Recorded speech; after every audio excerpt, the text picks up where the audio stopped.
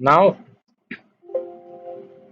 we'll move to chapter 6 numericals. This is the last lecture, lecture 3 of the class 11 physics prepared by Alpine Academy. So now move on to our first numerical.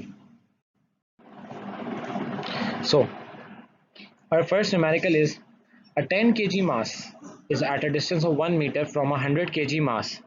Find the gravitational force of attraction when a 10 kg mass exerts force on the 100 kg mass और B 100 kg mass exerts force on the 10 kg mass. सवाल में ये है कि भाई एक 10 kilo का वजन का एक मास है, ठीक है, जो कि एक डिस्टेंस कितने डिस्टेंस पे है, 1 मीटर के डिस्टेंस पे है एक 100 kg मास से, ठीक है। दूसरा मास है जो का जिसका वजन है 100 kg। अब हमें निकालनी है ग्रेविटेशनल फोर्स ऑफ अट्रैक्शन। अच्छा, अब इसमें दो केसेस है, दो केसेस में हमें ग्रेविटेशनल फोर्स ऑफ अट्रैक्शन निकालनी है। पहला केस क्या है, जब 10 केजी मास एक्सर्ट्स कर रहा है फोर्स ऑन द 100 केजी मास। यानी पहला ये है कि 10 केजी यानी छोटा मास जो है वो फोर्स लगा रहा है, यानी ग्रेविटेशनल फोर्स लगा रहा है 100 केजी वाले पे। और दूसरी कंडीशन क्या है, जब 100 केजी वाला फोर्स मास जो है वो लगा रहा है फोर्स 10 केजी वाले मास पे। तो सबसे पहले हमारे पास गिवन क्या है, अब यहाँ पे मास ऑफ द बॉडी ए। हमने एक बॉडी को बॉडी ए का अस्यूम कर लिया है, ठीक है, उसका मैंने स्मॉल एम ए रख दिया 10 kg, यानी बॉडी ए छोटी है। और दूसरी बॉडी है मास ऑफ बॉडी बी, जो बड़ी बॉडी है उसका मास क्या है, एम बी 100 kg। अच्छा, अब उन दोनों के बीच का जो फासला है, डिस्टेंस बिटवीन देम आर, मैं अगेन कहता चलूँ आर रेडियस कभी स्पेशल केस में होगा, लेकिन आर जो एक जनरल जो हमेशा एक डेफिनेशन होती है आर ये होती है दोनों बॉडीज जिसके बीच के अट्रैक्शन निकालने हैं उन दोनों के सेंटर्स का फासला, ठीक है, उन दोनों के बीच के सेंटर्स का फासला। तो वो 1 मीटर है। यहाँ पे कांस्टेंट क्या है, gravitational constant equal to G 6.673 into 10⁻⁻11 newton metre square पर के जी स्क्वायर। ये हमें ग्रेविटेशनल कांस्टेंट मालूम होना चाहिए, याद होना चाहिए। अच्छा, हमें निकालना क्या है, इसमें ग्रेविटेशनल फोर्स निकालनी है दोनों केसेस में। तो हम स्टार्ट करते हैं अपना solution. By Newton's law of gravitation force exerted by body A on the body B, यानी अगर एक हम Newton law of gravitational force को देखें तो बॉडी ए जो फोर्स एक्सर्ट करेगी बॉडी बी पे वो कैसे निकलेगा, F A B equals to G M A M B upon R square B है। यानी सिंपली इस फॉर्मूले से लगेगा, हमें इसमें सिर्फ अपनी वैल्यूज पुट करनी है।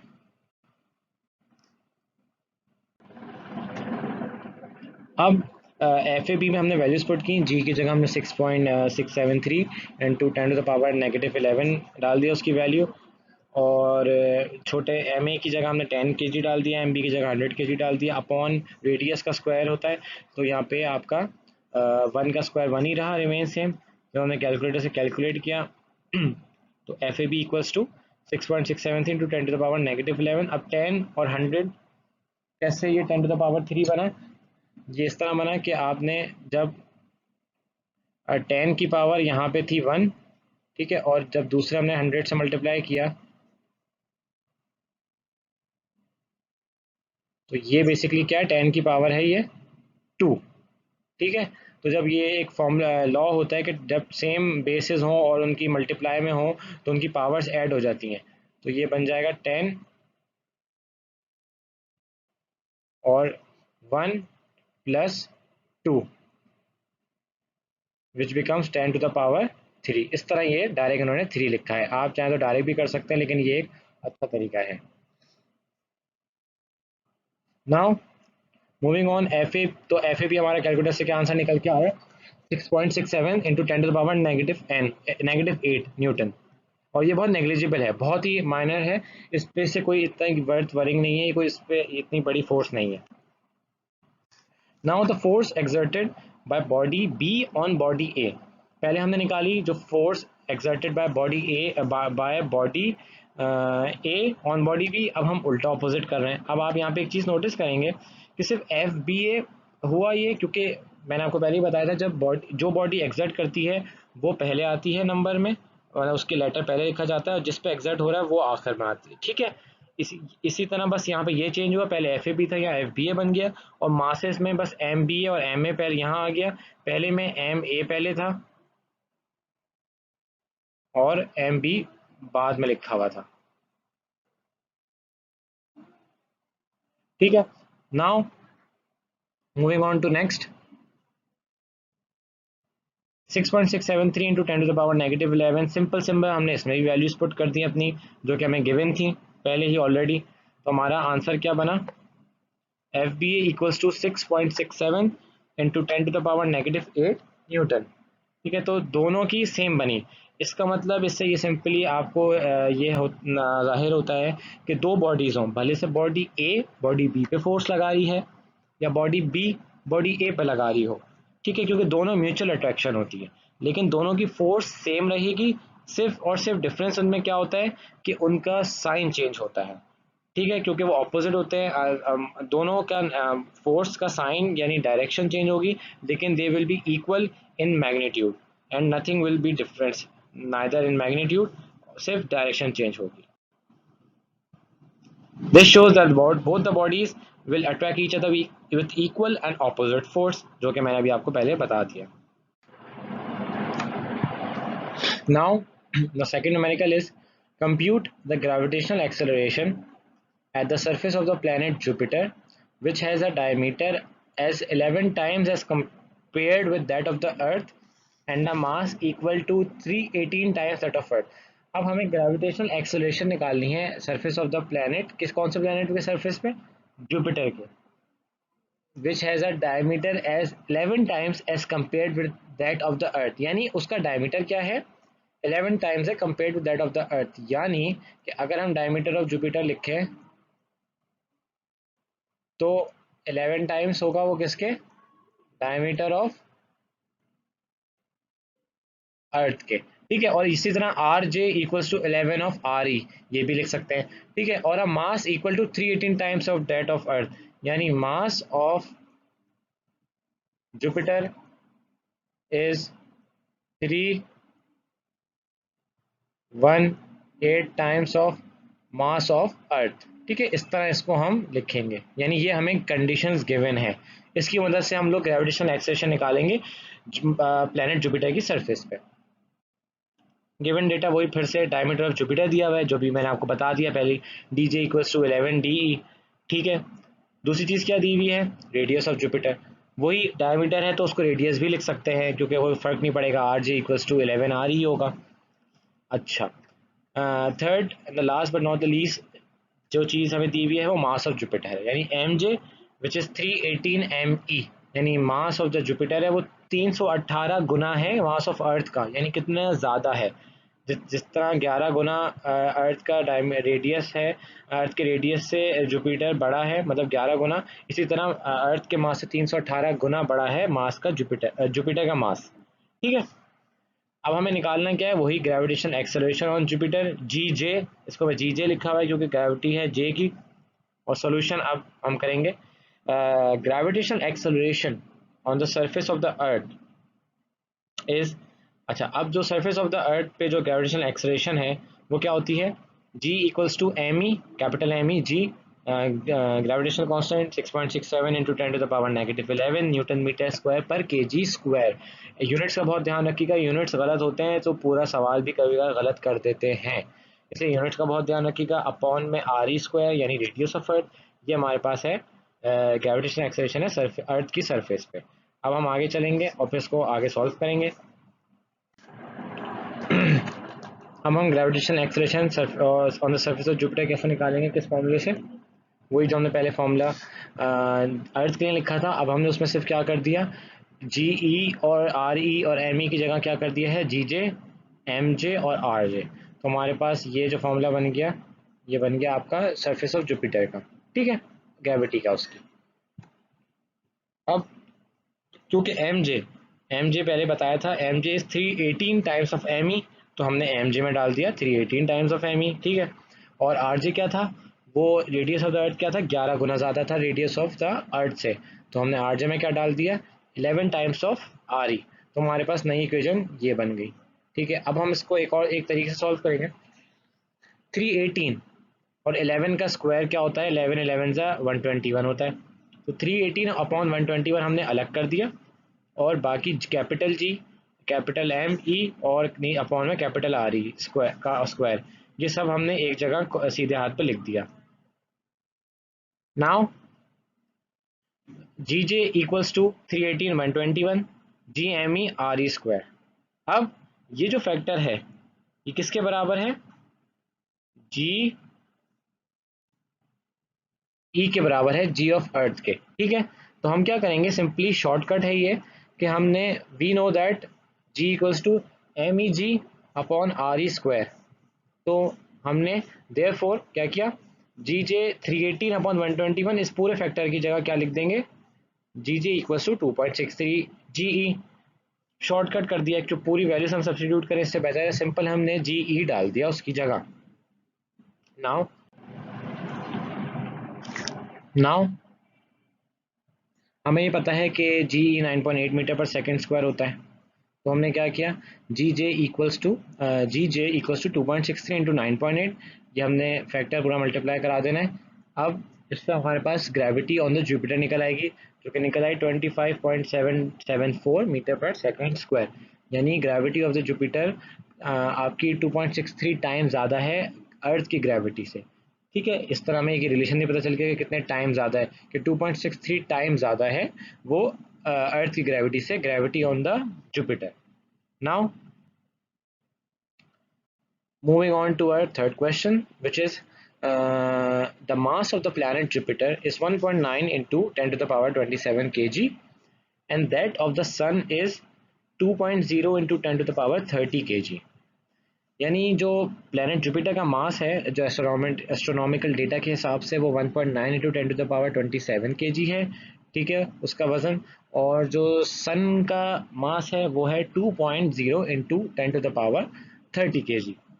If the average distance between them, यानी अगर उनके बीच का जो एक दरमियानी फासला है, एवरेज फासला है, वो है 7.7 into 10 to the power 11 metre. अगर इतना फासला है तो हमें क्या निकालना है, उसकी gravitational force of the sun on Jupiter. यानी जो सन ग्रेविटेशनल फोर्स लगा रहा है जुपिटर पे, हमें वो फोर्स निकालनी है। तो हम स्टार्ट करते हैं पहले गिवन डेटा से हमारे। ठीक है, पहले आप डेटा बना लें ताकि आपको आसानी हो। मास ऑफ जुपिटर हमें गिवन है M J equals to 1.9 into 10 to the power 27 K जी।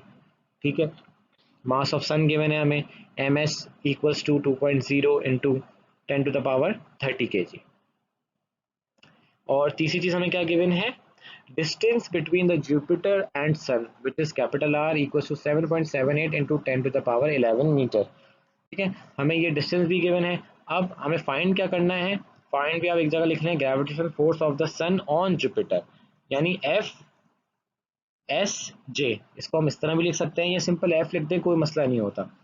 ठीक है, सोल्यूशन अब हम स्टार्ट करते हैं अपना। We know that the gravitational force exerted by a body on another, यानी कोई भी ग्रेविटेशनल फोर्स जब एक बॉडी पे एक्सर्ट होती है दूसरी बॉडी से, तो उसका फॉर्मूला क्या होता है, simply F equals to G M M over R square. अब कैपिटल एम आप बड़ी बॉडी के मास के लिए रख सकते हैं, स्मॉल एम आप छोटी बॉडी के मास के लिए रख सकते हैं, कोई मसला नहीं होता। कोई भी हम कोई भी एम किसी भी मास को रख लें, कोई फर्क नहीं पड़ता। ठीक है, तो ये फॉर्मूला होता है सिंपल ग्रेविटेशनल फोर्स निकालने का एक बॉडी पे जो दूसरी बॉडी अप्लाई कर रही होती है। नाउ हमने फॉर्मूला उसको एडिट क्या किया, G M M R square को क्या कर दिया, G M J M S over R square कर दिया। एम जे आपका मास ऑफ द जुपिटर हो गया, एम एस हो गया आपका मास ऑफ द सन, और अपॉन में आर स्क्वायर यानी उनके बीच का डिस्टेंस। हमने वैल्यू सब्सटीट्यूट की, जी की जगह 6.673 into 10 to the power -11 newton metre square पर के जी स्क्वायर। और मास ऑफ जुपिटर क्या था, 1.9 into 10 to the power 27 K जी, ये आपका जुपिटर का मास है। सन का मास क्या है, 2.0 into 10 to the power 30 K जी। और आर क्या है, उनके बीच के सेंटर्स का, दोनों के सेंटर्स का distance which is 7.8 into 10 to the power 11 और इसका स्क्वायर। तो इसको जब हम कैलकुलेटर में सॉल्व करेंगे तो हमारे पास फोर्स निकल के आ जाएगी 4.16 into 10 to the power 23 newton. और ये काफ़ी बड़ी फोर्स है, यानी इस फोर्स की मतलब ये फोर्स जो है वो आपका एग्जर्ट हो रही है किस पे जो वो दोनों आपस में एक दूसरे पे एग्जर्ट कर रहे हैं। डजेंट वो इस पे इतना फर्क नहीं पड़ता कि कौन किस पे एग्जर्ट कर रहा है, बस दोनों की डायरेक्शन चेंज है, लेकिन ये दोनों आपस में ये फोर्स एग्जर्ट कर रहे हैं एक दूसरे के ऊपर। नाउ हमारा चौथा सवाल, the radius of the moon is 27% of the Earth's radius. अब इसका मतलब ये है कि अगर हमारा जो मून का रेडियस आर एम हमने उसको अगर हम उसको लेते हैं, ठीक है, सिंप्लिसिटी के लिए अपनी, तो अर्थ का रेडियस क्या वो 27% है अर्थ के रेडियस के, यानी ये बन जाएगा आपका 27% multiply by of R E, ठीक है। और 27% क्या होता है, 27/100 ऑफ आर ई। तो ये आपका हो गया आर एम, यानी आर एम हो गया आपका 27/100 ऑफ आर ई। सिमिलरली अब उसका an its mass is 1.2% of the earth's mass, यानी mass of the moon is 1.2% of earth's mass, ठीक है। और हम इसको भी इस तरह लिख सकते हैं कि 1.2/100, और सिमिलरली आपका एम ई आ जाएगा, ठीक है। तो इसका मेन मतलब ये है। नाउ गिवन डेटा क्या है हमारे पास, रेडियस ऑफ द मून वही आर एम 27% आर ई, जो कि 27/100 आर ई के बराबर है, और ये 0.27 आर ई हो गया क्योंकि 27/100 0.27 होता है। सेकेंड चीज़ जो हमें गिवन है वो है mass of the moon M M, 1.2% M E, जो हमने यहाँ पे ये मैंने बताई, और 1.2/100 जो कि फिर 1.2 अपन डिवाइड बाई 100 करेंगे तो 0.012 एम ई बन जाएगा। Wait of the boy on अर्थ। अच्छा, अब अगला सवाल, हाँ हमने बाकी जैसा तो सवाल नहीं पढ़ा, उसमें ये है कि find the acceleration due to gravity on the surface of the moon. अब हमें एक्सेलरेशन निकालनी है मून पे, सिंपली हमें मून के सरफेस पे ग्रेविटी निकालनी है, ठीक है। और हाँ अच्छा, उसके बाद हमें ये भी बताना है कि हाउ मच विल 424 न्यूटन, यानी 424 न्यूटन बॉडी वहाँ पे वेट कितना करेगी। 424 न्यूटन बॉडी कौन सी कहाँ पे वेट कर रही है, अभी ये अर्थ पे वेट कर रही है, ठीक है। हमें यही बॉडी अगर हम मून पे वेट कराएं तो वहाँ पे क्या वेट करेगी, हमें ये भी बताना है साथ में। तो इसलिए weight of the boy on earth भी क्या दिया हुआ है, 424 newton. To find is acceleration due to gravity, यानी मून पे एक्सेलरेशन क्या है ग्रेविटी की, और यानी ग्रेविटी क्या है, और wait of the boy on moon. हमें अर्थ पे वेट पता है, हमें मून पे वेट निकालना है। अब हमें पता है कि जो ग्रेविटेशनल एक्सेलरेशन है अर्थ की, वो is given by G equals to M E capital G upon में आर ई स्क्वायर। ये माइनस जो इसमें ये बना हुआ है, ये बुक की एक मिस्टेक है प्रिंटिंग, और ये कुछ भी नहीं है, इसको आप इग्नोर कर दें, ठीक है। Capital M E G over R E square, ठीक है। ये फॉर्मूला है, जी ग्रेविटेशनल कांस्टेंट है, mass of the earth upon R E square. तो मून के लिए similarly for moon it will be G M M M multiply by G upon R M square, ठीक है। यानी एम एम क्या हो गया आपका, capital M small M, basically M उसका सब्सक्रिप्ट में है, ये वाला जो स्मॉल एम है, this small M is subscript में है, ठीक है। ये कोई इससे मल्टीप्लाई नहीं हो रहा कैपिटल एम से, ये सब्सक्रिप्ट में नीचे, यानी ये मास ऑफ द मून है इसका मतलब। और multiply by gravitational constant upon R M, यानी रेडियस मून के जो सेंटर से लेके उसका यहाँ तक का फासला है, सेंटर्स का दोनों बॉडीज उसके मून के रेडियस का, वो इसका स्क्वायर है, ठीक है। क्योंकि मून के सरफेस पे निकाल ले तो इसलिए मून का रेडियस लिया है, ठीक है।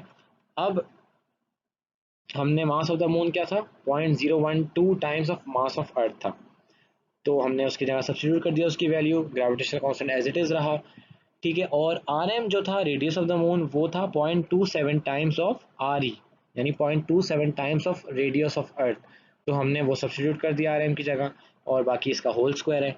नाउ अच्छा, अब जी एम इक्वल्स टू 0.0127 हमने सेपरेट किया, और 0.27 का स्क्वायर हमने यहाँ से बाहर निकाल के ये हमने पूरे दोनों एक फ्रैक्शन ये पूरा एक अलग कर दिया, बाकी M E G upon R E square हमने ये इधर रख दिया, ठीक है। ये क्यों किया ये अभी आपको पता चलेगा। अच्छा, अब देखें, जी एम इक्वल्स टू 0.1646, हमने इसको सॉल्व कर लिया 0.012 अपॉन 0.27 के स्क्वायर को, वो बना 0.1646, और M E dot G upon R E square, ये हमें पता है ये किसके बराबर होता है, ये अभी हमने ये ऊपर ही लिखा हुआ है इसमें, ये जी के बराबर है, ठीक है। तो हमने जी ई यानी ग्रेविटी ऑफ अर्थ के बराबर है, तो हमने जी ई सब्स्टिट्यूट कर दिया, ठीक है। अब जी हमें पता है 9.8 मीटर पर सेकंड स्क्वायर होती है अर्थ की ग्रेविटी, हमने वो उसमें वैल्यू सब्स्टिट्यूट कर दी, तो GM becomes 0.1646 multiplied by 9.8, तो GM की वैल्यू क्या हो गई 1.613 मीटर पर सेकेंड स्क्वायर। ठीक है, तो ये आपका क्या आ गया, मून की ग्रेविटी आपके इसमें आंसर आ गया, जो कि 1.613 मीटर पर सेकेंड स्क्वायर है। और आपको एक ये भी पता चल गया कि मून की ग्रेविटी जो है वो अर्थ की ग्रेविटी की कितने टाइम्स होती है, 0.1646 टाइम्स होती है। ठीक है, इससे आपको पता गया, मून की ग्रेविटी का भी आंसर आ गया। अच्छा, अब हमें करना है for weight of body on moon. जो उस बंदे का, जो उस लड़के का वेट था वो क्या था, 424 न्यूटन था। वो कहाँ था, अर्थ के सरफेस पे। अब सवाल में ये पूछ रहे हैं कि यही बंदे का या यही लड़के का वेट मून पे क्या होगा। अब हमने ग्रेविटी निकाल ली है, हमें पता है कि भाई वेट का फॉर्मूला क्या होता है, मास इनटू ग्रेविटी। अब ग्रेविटी हमेशा, वेट कहीं भी निकल सकता है, लेकिन ग्रेविटी आप वहीं उसी की रखेंगे जहाँ पे आप हैं, जहाँ पे ग्रेविटी जिस चीज़ की है उस पोजीशन पे। मास तो चेंज नहीं होता, ठीक है, लेकिन वेट चेंज होता है ग्रेविटी की वजह से। तो हमने पहले निकालेंगे उसका मास लड़के का, क्योंकि हमें मास नहीं पता है। ठीक है, तो वेट में हमने लिखा 424 equals to M, gravity of earth क्या है 9.8। इससे हमें क्या पता चल जाएगा, उसका मास लड़के के, यानी जो स्टूडेंट का जो वेट था 424 न्यूटन, उस लड़के का मास पता चल जाएगा। तो उसका मास क्या निकल के आया, जब हमने 424 डिवाइड बाय 9.8 किया तो उसका मास निकल के आया 43.265 kg। तो अब हमें जब इससे मास पता चल गया, अब हम बहुत ईजिली उस लड़के का वेट निकाल लेंगे मून पे। Now we'll start from the weight on moon MGM। किसी भी जगह का वेट निकालना हो या किसी भी जगह पे सॉरी वेट निकालना हो तो फॉर्मूला वही रहेगा, मास इनटू ग्रेविटी। अब हम निकाल रहे हैं उस लड़के का जो वेट मून पे, तो हम फॉर्मूला भी लिखेंगे MGM, क्योंकि ग्रेविटी अब मून की होगी। ठीक है, और ग्रेविटी हमने मून की पहले ही निकाल चुके हैं, अभी हम पिछले इसी सवाल में पीछे। ठीक है, वो थी 1.613। और मास क्या था लड़के का जो हमने निकाला था अर्थ की ग्रेविटी की मदद से और उससे, वो था 43.265 kg। अब तो उससे हमारे पास वेट क्या आ गया ऑन मून, 69.78 न्यूटन। ठीक है, ये हमारे पास आ गया आपका वेट ऑन मून। तो देखें आप इसमें कि वेट ऑफ जो उसका वहाँ पे था वो 494 न्यूटन था, और मून पे उसका वेट बहुत कम है क्योंकि यहाँ पे ग्रेविटी कम है। तो अगर आप एक कोई भी ऑब्जेक्ट इसी तरह वेट अर्थ पे लेके उसको वेट करेंगे या उसको हाथ में पकड़ेंगे तो आपको वो हैवी लगेगा, अगर आप कंपेयर करेंगे किस पे, मून पे लेके, कि मून पे खड़े होकर आप वही चीज़ पकड़ें आपको वो लाइट लगेगी। ठीक है, क्योंकि ग्रेविटी की सब यहाँ पे बात है, जहाँ जहाँ ग्रेविटी कम होगी वहाँ हर बॉडी का वेट कम होगा और आपको वो लाइट लगेगा।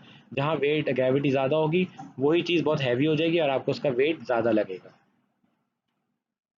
Now moving on to a fifth question. What is the value of the gravitational acceleration at a distance of Earth's radius above the Earth's surface? And second is twice Earth's radius above the Earth's surface.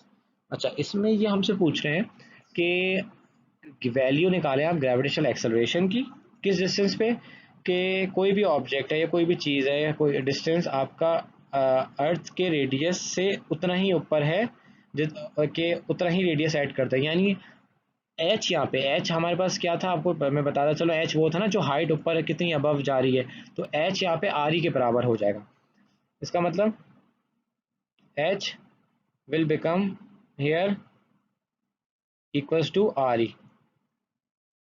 ठीक है, यानी अगर ये आपके पास एक अर्थ है, sorry थोड़ा disturb हो गया, अब यहाँ से लेके यहाँ तक आपको आर ई दिया हुआ है। ठीक है, अब हमें जो ग्रेविटी निकालनी है वो निकालनी है इतनी हाइट पे और। ठीक है, एच इक्वल्स टू, ये एच है और एच कितना ही उन्होंने बोला है, कितना आप लें एच, आर ई के बराबर। ठीक है, तो एच आपका आर ई के बराबर है, तो पहले केस में एच आर ई के बराबर हो गया। तो दूसरे केस में क्या है, twice earth radius above the earth surface. यानी अब आप इसको मजीद और एक्सटेंड कर दें तो आपके सेंटर से और ऊपर चला जाएगा। ठीक है, तो अब यहाँ पे एच हो जाएगा 2 आर ई, यानी ट्वाइस ऑफ आर ई। ठीक है, इसमें अब ये फर्क है। ठीक है, now given data equals to H equals to R E for first part, ये मैंने अभी आपको बताया, and for second part H equals to twice of R E. ठीक है, तो हमें बस ये दो कंडीशंस पे निकालना है ग्रेविटेशनल एक्सेलरेशन। ठीक है, जी निकालना है for both parts. Now moving on to solution. We know that the gravitational acceleration at a height above the Earth's surface is calculated by g prime equals to me capital G upon re plus h का whole square. हमें पता है कि अगर हमें किसी भी height पे अबव द अर्थ सरफेस, ठीक है, अर्थ सरफेस से ऊपर किसी भी हाइट पे अगर हमें ग्रेविटी निकालनी है, ग्रेविटेशनल एक्सेलरेशन कंप्यूट करनी है, तो हमारे पास फॉर्मूला क्या है, G prime equals to M E capital G upon R E plus H square, H का होल स्क्वायर, और एच वही डिस्टेंस है जितना आप ऊपर जा रहे हैं। अब हम इससे आगे निकालेंगे अपने दोनों पार्ट्स में आंसर। नाउ इसमें अब हम सबसे पहले पार्ट में क्या रखेंगे, H equals to R E, जो हमने फॉर्मूला बनाया था पीछे, तो उसमें जी प्राइम में हमने इसका सब रख दिया अपना, ग्रेविटेशनल कांस्टेंट 6.673 इंटू 10⁻⁻11, ठीक है, मास रख दिया, और अपना आर ई क्या है आपका 6.38 इंटू 10⁻6, और प्लस एच भी आपका वही है 6.38 इंटू 10⁻6, क्योंकि यहाँ पे एच आर ई है पहली कंडीशन में, इसलिए हमने दोनों में सिंपल एच रख दिया। जब हमने इसको इसका दोनों का सम करके स्क्वायर किया और फाइनली कैलकुलेटर में आंसर के आंसर सॉल्व किया, तो हमारे पास जी प्राइम आता है 2.447 metre per second square. Now for second part, similarly for part 2, put h equals to twice of re, क्योंकि अब सेकेंड पार्ट में ट्वाइस ऑफ रेडियस है हाइट हमारी अर्थ के सरफेस से, उतनी दो गुनी और ऊपर है। ठीक है, तो जी प्राइम में हम क्या करेंगे, यहाँ पे सिर्फ एक चेंज करेंगे, बाकी सारी वेट, सॉरी मास और आपका ग्रेविटेशन कांस्टेंट सब सेम रहेगा, और 6.38 भी आर ई सेम रहेगा, सिर्फ यहाँ पे एच की जगह twice of R E, two, और ये आर ई टू से मल्टीप्लाई कर देंगे। ठीक है, तो हमारे पास इसके लिए सॉल्व हो जाएगा। तो जी प्राइम अब क्या बन गया, 1.087 मीटर पर सेकेंड स्क्वायर। इसमें एक और बात नोट यहाँ ये भी कर लें, जो देखें पहले हाइट ये थी, तो हाइट की वजह से ग्रेविटी क्या आई 2.447, हाइट हमने और बढ़ा दी, डबल बढ़ा दी, तो देखें अब क्या ग्रेविटी हो गई, ग्रेविटी रिड्यूस हो गई। तो वही बात जो कि एच आपकी जितनी इंक्रीज होगी उसी के साथ आपकी जो ग्रेविटी है, न्यू ग्रेविटी, वो आपकी डिक्रीज होती जाएगी। ठीक है, ये यहाँ पे ये एक और प्रूफ भी हो गया आपकी इस न्यूमेरिकल की मदद से। Now our sixth question, at what distance from the center of the earth does the gravitational acceleration have one half the value that it has on the earth's surface? इसका मतलब क्या है कि वो पूछ रहे हैं हमसे कि भाई कितने डिस्टेंस पे और सेंटर ऑफ द अर्थ से लेके कितने डिस्टेंस पे आपकी जो ग्रेविटेशनल एक्सेलरेशन है, जो आपकी ग्रेविटी है, वो आधी हो जाएगी अर्थ, जो उसके अर्थ की सरफेस पे, यानी 9.8 के हाफ हो जाएगी। कितने डिस्टेंस से अगर हम अर्थ के सेंटर से ऊपर जाएं तो उसकी अर्थ के सरफेस पे से कंपेयर करें तो वो हाफ हो, तो हमें ये निकालना है। यानी सिंपली हमारे पास जो कंडीशन है वो ये है कि जी हमारी जो नई बन के आनी चाहिए प्राइम, वो होनी चाहिए हाफ ऑफ जी ई। ठीक है, now we know that the acceleration at the surface of the earth is, ये फिर से वही फॉर्मूला आ गया कि small G equals to capital M E capital G upon R E capital R E का स्क्वायर। ये आपकी सिंपल है सरफेस ऑफ द अर्थ पे एक्सेलरेशन या ग्रेविटी निकालने का एक तरीका। ठीक है, फॉर्मूला है, इसी चीज़ को हम अप्लाई करेंगे। We know that gravitational acceleration at a height above the earth surface, यानी अगर हमें हाइट पे निकालनी है, किसी हाइट पे, अर्थ सरफेस से थोड़ी ऊंची हाइट है और हमें वहाँ पे ग्रेविटी निकालनी है, तो वो कैसे कैलकुलेट होगी, G prime equals to M E capital M E G upon R E plus H का होल स्क्वायर। सिर्फ आर ई में प्लस एच हो जाएगा जितनी आप हाइट पे ऊपर जा रहे हैं, तो उससे आपकी ग्रेविटी प्राइम यानी न्यू ग्रेविटी निकल आएगी। अब पहली कंडीशन क्या है, वही कि G prime equals to half of G E, कि हमारी इतनी हाइट पे हमें निकालना है, कितने डिस्टेंस पे, सॉरी निकालना ये है कि कितने डिस्टेंस पे जाके हमारी ग्रेविटी, जो न्यू ग्रेविटी है, वो आधी हो जाएगी gravity on the earth surface के। ठीक है, नाउ सोल्यूशन। अब हमने क्या किया, ये नोटिस करें कि जी प्राइम की जगह, क्योंकि जी प्राइम क्या है हमारे पास यहाँ पे किसके बराबर है, हाफ जी ई के, और जो हमारी कंडीशन है, जो हमारी रिक्वायरमेंट है, तो हमें वो रिक्वायरमेंट फुलफिल करने के लिए हम इस फॉर्मूले में जी प्राइम में यहाँ पे ये जी प्राइम की हाफ जी ई की वैल्यू सब्स्टिट्यूट कर देंगे। ठीक है, तो ये हाफ जी हमने यहाँ पे सब्स्टिट्यूट कर दिया। अब इससे क्या होगा, हमें पता चल जाएगा कि are E plus H, H कितना होना चाहिए ऊपर, या total are E plus H को एक वैल्यू पे सब्स्टिट्यूट कर सकते हैं फिर निकाल लें, या एच डायरेक्ट बता सकते हैं कि कितनी ऊपर जाके ग्रेविटी की वैल्यू हाफ हो जाएगी, वो हम आगे करते हैं। नाउ अब हमने जब हाफ जी सब्स्टिट्यूट कर दिया कैपिटल और फिर M E G upon R square, ठीक है, अब हम इसको आगे सॉल्व करेंगे। We took R E plus H equals to R. अब ये जो आर है ये यहाँ आर कैसे आया, देखिए हमने क्या किया कि ये सेंटर ऑफ, अगर ये अर्थ है, ठीक है, यहाँ पे ये आपका आर ई है, सही है, ये आर ई है, रेडियस ऑफ द अर्थ, और ये एक हाइट है एच जो कि कुछ भी हो सकती है, ठीक है। अब हमें जो निकालना है ना, वो निकालना है कि कितनी हाइट पे सेंटर ऑफ द अर्थ से, मतलब कितने डिस्टेंस पे, यहाँ से लेके कितने ऊपर तक हमें जाना है कि हमारे पास क्या आ जाए, उसकी ग्रेविटी हाफ हो जाए, हमारे पास जो रिक्वायरमेंट हमें ये। तो मैंने क्या किया, हमने क्या इसको अज्यूम करेंगे, ये आर ई प्लस एच को टोटल को हमने आर ले लिया, ठीक है, वो ऑटोमेटिकली जो भी होगा वो आर ई के बराबर होगा।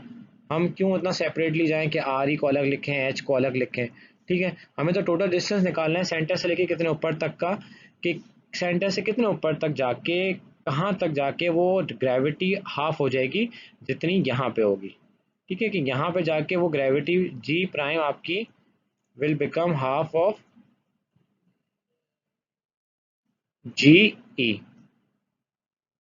ठीक है, और यहाँ पे वो क्या है, वो यहाँ पे जी ई है सिंपल, ठीक है, तो एक हाइट पे जाके वो ये हो जाएगी। हमें ये कैलकुलेट करना है, इसलिए मैंने आर ई प्लस एच को सिंपल आर ले लिया। नाउ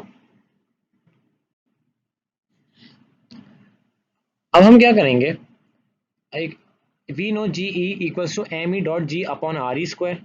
तो हमने इस जी ई की जगह, जो कि ये सिंपल ग्रेविटी ऑफ द अर्थ का फॉर्मूला है, हमने ये उठा के ये सब्सटीट्यूट कर दिया इस जगह पे, ठीक है, तो ये हमारा बन गया M E dot G upon R E square equals to M E dot G upon R square.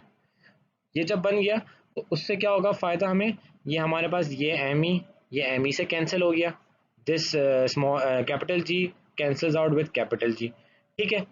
अब इसके बाद जो हमारे पास न्यू फॉर्मूला बनेगा, इसको सिंप्लीफाई करने के बाद वो बनेगा ये half one over R E square equals to one over R square. R E हमारे पास रेडियस ऑफ द अर्थ है और आर हमारे पास वो डिस्टेंस है जो हमें निकालना है, जो हमें पता करना है कि इस डिस्टेंस आर पे क्या होगा, ग्रेविटी आधी हो जाएगी, ठीक है, इस डिस्टेंस पे आर हमें निकालना है, कैपिटल आर।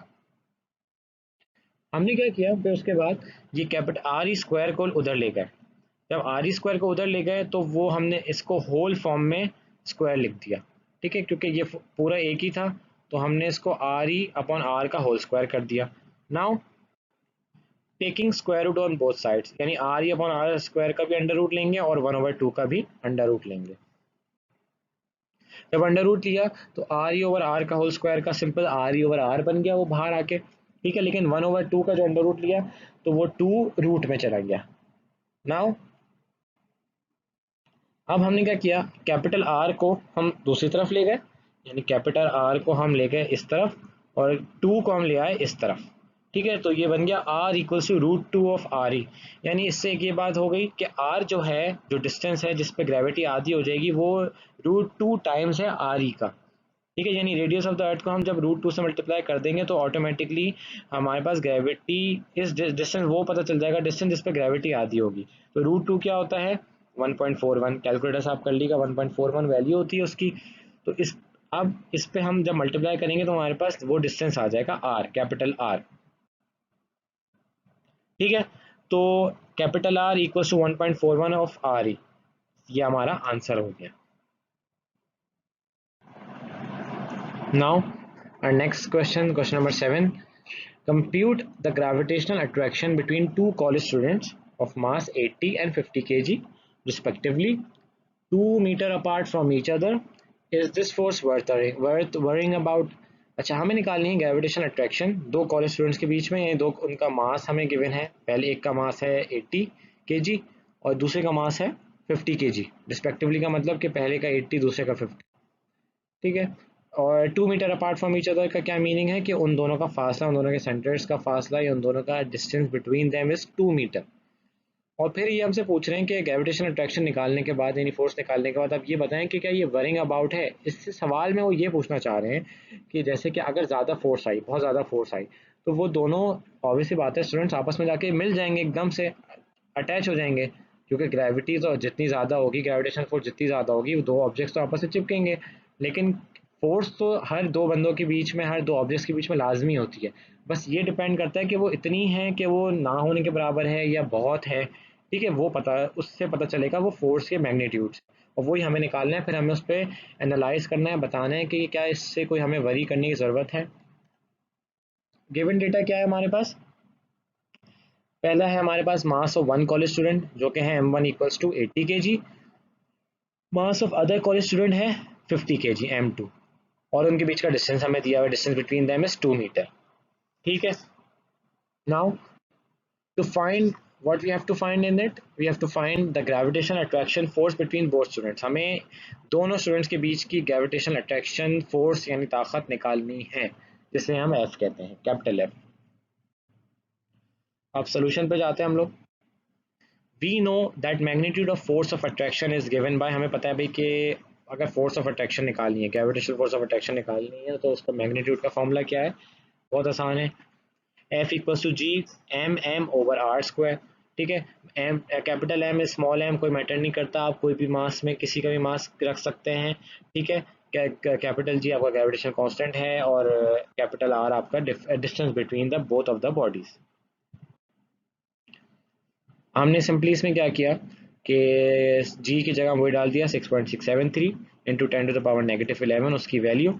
कैपिटल एम की जगह 80 डाल दिया, और स्मॉल एम की जगह 50 डाल दिया, और रेडियस, या सॉरी रेडियस में कह रहा हूँ, distance between them is 2 metre, तो हमने 2 का स्क्वायर कर दिया। तो इससे हमारे पास फोर्स आ जाएगी उनकी attractive force. Now F equal to 6.67 into 10⁻⁻8 newton, जो हमने पीछे F G M M over R square के आर स्क्वायर के फॉर्मूले में वैल्यू सब्स्टिट्यूट की थी, तो उससे हमारा आंसर क्या निकल के आया? 6.67 इंटू 10⁻⁻8 न्यूटन। अब ये this force is very less and almost negligible, so there is nothing to worry about this force. ये फोर्स क्योंकि बहुत माइनर है, बहुत छोटी है, एक नॉर्मल बंदे की वेट की फोर्स भी कम से कम, उसकी वेट अगर 80 है, 9.8 से मल्टीप्लाई करते हैं तब भी उसकी अप्रॉक्सीमेट 800 न्यूटन होता है। ठीक है, एक नॉर्मल बंदे का वेट भी। ठीक है, और अगर एक नॉर्मल से छोटे से बच्चे का भी आप वेट करें, जिसका वेट कोई 15 kg है या 15 kg है, तो उसका भी वेट होता है 150 न्यूटन। ठीक है, और ये तो नेगेटिव में है, यानी ये बहुत ही स्मॉल है, बहुत स्मॉल है, point point double zero zero zero zero seven times zero then 667। तो ये बहुत स्मॉल फोर्स है, इसलिए इसके वजह से कोई दो बंदे आपस में अट्रैक्ट इतने चिपक नहीं जाएंगे, या कोई इतनी ज़्यादा फोर्स नहीं है कि वो दोनों अलग नहीं हो सकते, चल नहीं सकते। तो इस फोर्स से आपको कोई वरी करने की ज़रूरत नहीं है, it's a very small force. Now moving on to next question. Determine the gravitational attraction between the proton and the electron in a hydrogen atom, assuming that the electron describes a circular orbit with a radius of 0.53 into 10 to the power negative 10 metre. अच्छा, हमें इसमें भी gravitational attraction निकालनी है, लेकिन इसमें किसके बीच में निकालनी है? प्रोटॉन और इलेक्ट्रॉन के बीच में। यानी प्रोटॉन इलेक्ट्रॉन क्या, वही जो न्यूक्लियस में होता है, प्रोटॉन न्यूक्लियस में होता है, और इलेक्ट्रॉन आपका जो ऑर्बिट कर रहा होता है एक एटम में। ठीक है, तो अच्छा, इसमें अज्यूम ये करना है कि इलेक्ट्रॉन जो है वो सर्कुलर ऑर्बिट है with radius of 0.53 10 to the power negative 10 metre. यानी अगर ये आपका न्यूक्लियस है, तो इससे लेके यहाँ तक का आपका पूरा डिस्टेंस जो है वो ये बन जाएगा 0.53 into 10 to the power negative 10 metre. ये उसका आपका इलेक्ट्रॉन है, और ये उसका ऑर्बिट होगा जिसमें वो रोटेट कर रहा होगा। सही है, तो ये आपका डिस्टेंस हो गया 0.53 into 10 power negative 10 metre. Mass of proton हमें सवाल में ये गिवन है 1.67 into 10 to the power negative 27 kg। Mass of electron is given 9.1 into 10 to the power negative 31 kg। Mass of electron बहुत स्मॉल होता है कंपैरेटिवली मास ऑफ प्रोटॉन के। Given data में वही मास ऑफ इलेक्ट्रॉन गिवन है, ठीक है, M equal to 9.1 10 to the power negative 31 mass of proton given है, और रेडियस भी गिवन है, यानी आपका इस सेंटर से लेके, सॉरी यहाँ से लेके, ठीक है, सेंटर से लेके आपका distance 0.53 into 10 to the power negative 10 metre. Now what we'll do first, to find is F, which is the gravitational attraction force between electron and proton. हमें ये force निकालनी है. Solution: we know that magnitude force of attraction is given by, हमें पता है भाई कि magnitude force of attraction का यानी gravitational force of attraction निकालने का magnitude का formula क्या है? F equals to capital G M M over R square, कोई फर्क नहीं पड़ता कैपिटल हो स्मॉल हो या एम, ठीक है. अच्छा ये याद रखना कि बार बार आप लोग ये याद रखें कि बार बार ये फॉर्मूला इस्तेमाल हो रहा है क्योंकि ये ग्रेविटेशन लॉ है ये, ठीक है, फोर्स निकालने का. तो ये फॉर्मूला बहुत कॉमन है और ये बहुत बहुत बार इस्तेमाल होगा. आपको कैपिटल जी की बस इसमें वैल्यू याद रखनी है, which is 6.673 into 10 to the power negative 11, ठीक है. अब हम इसको आगे फर्दर सॉल्व करते हैं. Now this is the formula, capital F equals to G capital MP और capital ME upon R square. ये वही है mass of proton, mass of electron, ठीक है. आप कोई भी पहले लिख सकते हैं, कोई इशू की बात नहीं है. और R is the distance between them जिसमें इलेक्ट्रॉन ऑर्बिट कर रहा है. After substituting the value G की 6.673 into 10 to the power negative 11, mass of proton जो गिवन था हमें 1.67 इंटू 10 टू द पावर -27, इसी तरह mass of electron 9.1 into 10 to the power negative 31, और अपॉन में उसके डिस्टेंस का square 0.53 into 10 to the power negative 10. तो हमारे पास जो फोर्स निकल के आती है वो आती है 3.61 into 10 to the power 10 to the power negative 47 newton. और देन अगेन ये बहुत स्मॉल है, बहुत स्मॉल मतलब नेग्लिजिबल है, ठीक है. इलेक्ट्रॉन और प्रोटॉन के लिए तो ये बहुत उनके लिए है इम्पॉर्टेंट क्योंकि उनका वेट बहुत कम है, लेकिन अगर हमारे लिए हमारे वेट के हिसाब से देखा जाए तो ये फोर्स बहुत नेग्लिजिबल है, मतलब ये समझ लें अप्रॉक्सीमेट ना होने के बराबर है. लेकिन अगर इलेक्ट्रॉन प्रोटॉन का क्योंकि वेट बहुत कम होता है, बहुत ही ज़्यादा कम होता है, तो उनके हिसाब से ये कंपैरेटिवली एक मैटर करेगी ये force. Now 9th question, which is a woman with a mass of 45 kg is standing on a scale in an elevator. एक औरत है जिसका मास क्या है 45 kg है, वो एक स्केल पे स्टैंड कर रही है, जिस स्केल पे मतलब कि जो स्केल आपका उसका वेट बताएगा एलिवेटर में है वो लगा हुआ, जैसे हमने पहले ब्लॉक पढ़ा था, ब्लॉक रखा हुआ है, स्प्रिंग बैलेंस है, इसी तरह अब यहाँ औरत उस पर खड़ी हुई है और वो वेट स्केल भी है उसके साथ, ठीक है.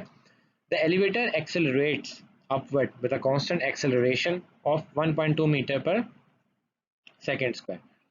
एलिवेटर जो है वो एक्सेलरेट करती है upward with a constant acceleration of 1.2 metre per second square. Elevator ऊपर जाती है कांस्टेंट एक्सेलरेशन पे जिसकी वैल्यू है 1.2 मीटर पर सेकेंड स्क्वायर. अब ये इसमें पूछेंगे कि भाई पूछ रहे हैं कि what is the women's weight as measured by her in the elevator. अब वो बोल रहे हैं कि जब एलिवेटर ऊपर जा रही है इस स्पेसिफिक एक्सेलरेशन पे, इस 1.2 एक्सेलरेशन पे, तो उसका वेट क्या है जो कि वो स्केल मेजर कर रहा है. ये बिल्कुल सिमिलर सवाल है, उसी थ्योरी का सवाल है जो हमने पढ़ी थी कि अगर एलिवेटर ऊपर जा रही है एक एक्सेलरेशन पे और ब्लॉक लटका हुआ है तो उसका वेट क्या था, वो हैवी था. याद है कि जब ब्लॉक ऊपर जा रहा था साथ साथ तो स्प्रिंग बैलेंस उसके ट्रू वेट से उसका अपेरेंट वेट ज़्यादा था, बज़ाहिर वजन उसका ज़्यादा हो रहा था क्योंकि एलिवेटर ऊपर जा रही थी एक एक्सेलरेशन से, ठीक है. अब यहाँ भी हम कुछ सिमिलर करेंगे. हमारे पास गिवन डेटा है mass of women equals to 45 kg और वही जो गिवन है हमें, और अपवर्ड कांस्टेंट एक्सेलरेशन यानी ऊपर जाने की जिस एक्सेलरेशन जो है जिससे एलिवेटर जा रही है आपकी वो है 1.2 metre per second square. To find वही हमें अपेरेंट वेट निकालना है. अपेरेंट वेट बज़ाहिर वेट जो ऊपर जाते वक्त होता है या नीचे जाते वक्त आपका होता है बज़ाहिर वेट, जो स्प्रिंग बैलेंस या स्केल मेजर करेगा, वो ट्रू वेट नहीं होता, वो सिर्फ एक कंडीशन में होता है कि एलिवेटर ऊपर जा रही है नीचे जा रही है तो उसका एक बज़ाहिर वेट आपका ये लगता है आपको, ठीक है, और ऊपर जाते वक्त आपको हैवी लगती है वो चीज़, तो उसका हमें वो वेट निकालना है. सोल्यूशन में है we know that when elevator is moving up with acceleration a then the equation of motion will be, हमें पता है भाई कि जब एलिवेटर एक मूव करती है अपवर्ड एक एक्सेलरेशन से, एक पर्टिकुलर एक्सेलरेशन a से, तो उसकी इक्वेशन ऑफ मोशन क्या होती है फिर this, F W equals to M G plus M A. F W कौन सी फोर्स है? वही जो टेंशन इन द स्प्रिंग, जो वो या स्केल जो वो नोट करके देगा जिस पे वो औरत खड़ी है, ठीक है। और एम जी क्या है? एम उसका मास है, ग्रेविटी नॉर्मल ग्रेविटी 9.8 है, और ए एक्सेलरेशन वो है जिससे एक्सेलेटर ऊपर जा रही है, जिससे एलिवेटर ऊपर जा रही है उस एक्सेलरेशन पे। नाउ हमने जो फॉर्मूला था F W equals to M G plus M A, हमने एम में 45 डाल दिया, ग्रेविटी में 9.8 वैल्यू डाल दिया अर्थ की ग्रेविटी की, और फिर एम ए में एम वही 45, और एक्सलेशन जिस एक्सलेशन से एलिवेटर अब ऊपर जा रही थी हमने वो डाल दी 1.2 मीटर पर सेकेंड स्क्वायर। तो ये हमारे पास फाइनल आंसर आपका बन के आया। वेट ऑफ द एक्चुअल में ये wait of the apparent wait है आपकी लेडी का 495 न्यूटन आंसर, ठीक है। ये आपको हैवी लग रही है, ये उसका वेट इससे कम था, लेकिन ये ज़्यादा आ रहा है। क्यों? क्योंकि अपवर्ड जाती है एक्सेलरेशन तो हमेशा वेट आपका ज़्यादा आपको फील होता है, ऑब्जेक्ट हैवियर लगता है। तो फाइनली ये आपका आंसर आ गया। Thank you.